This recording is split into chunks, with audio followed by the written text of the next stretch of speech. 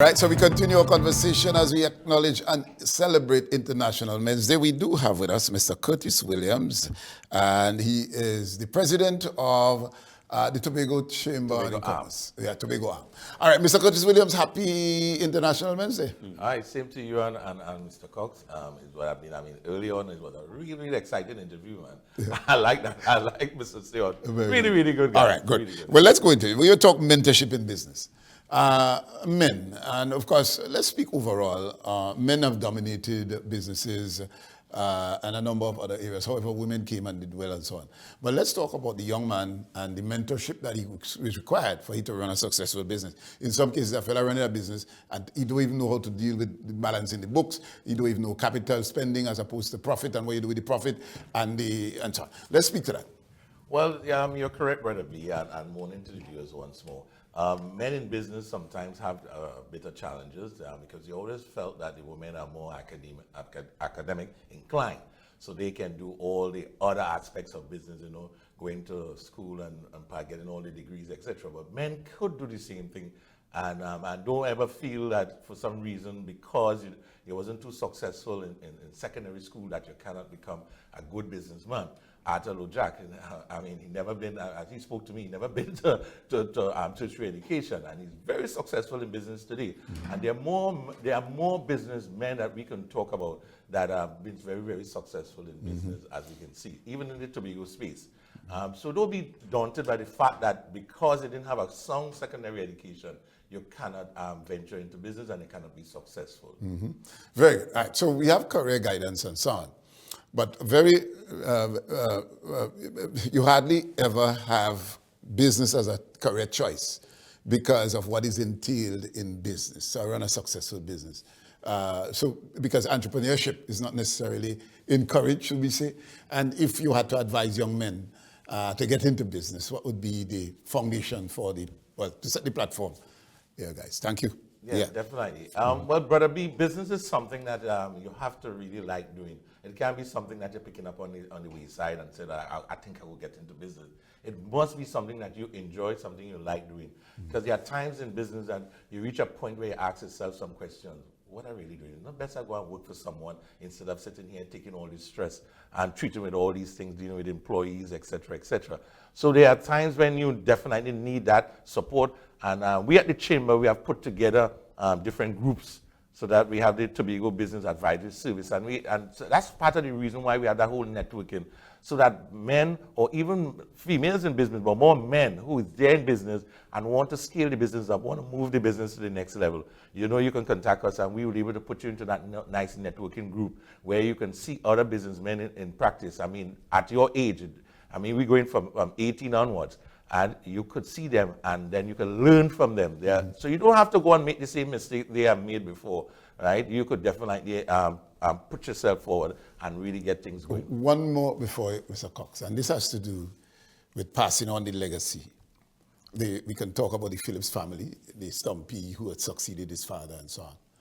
How important it is for successful businessmen to have their sons as early as they can.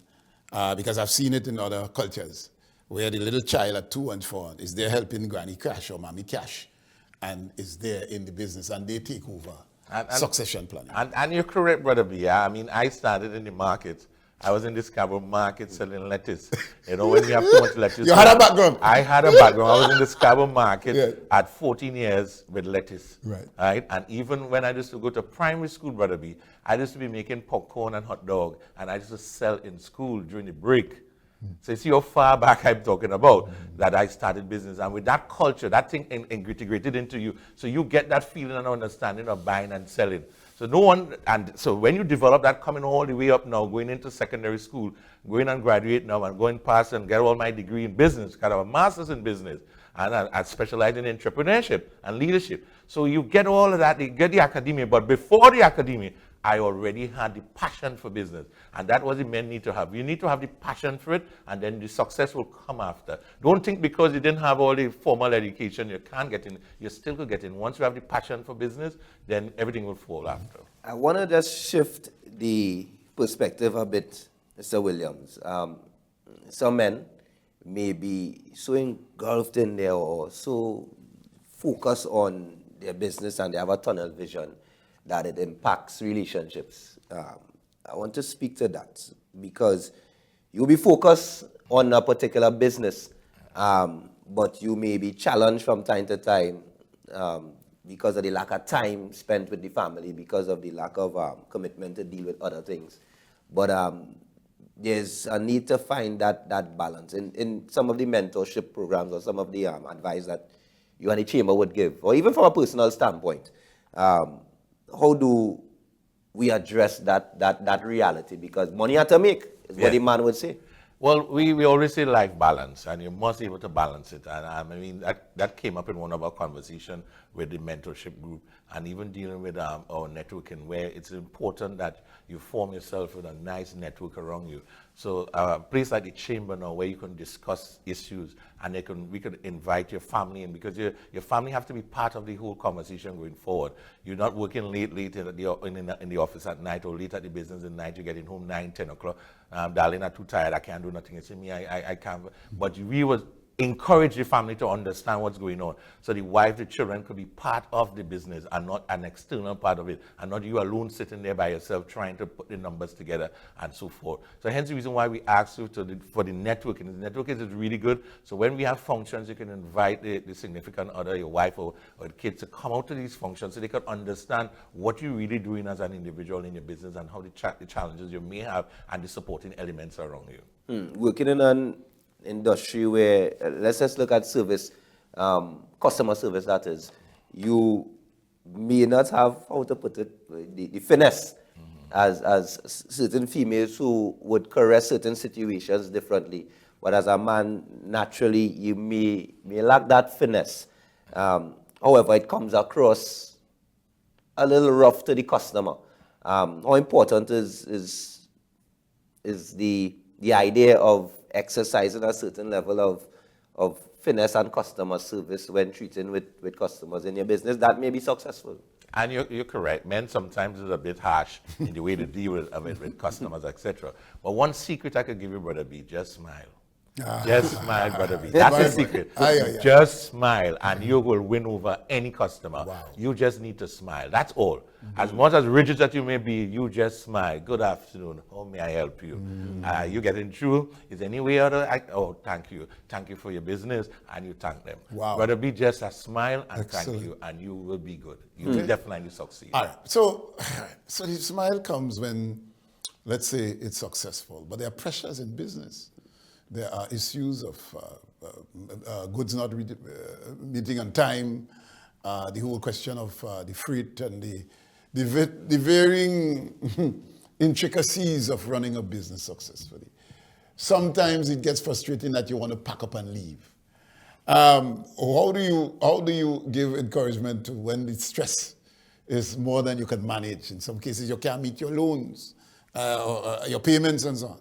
Let's speak to the pressures of the business that may be attractive, but they attract you. However, when you're in it, there are certain intricacies of the business that we may think is not so glamorous, that is not so encouraging at all. And you're correct, Brother B. Each entrepreneur do go through the phase and still going through the phase of that, maybe challenges with finance, maybe challenges with marketing, maybe challenges with the workers and all.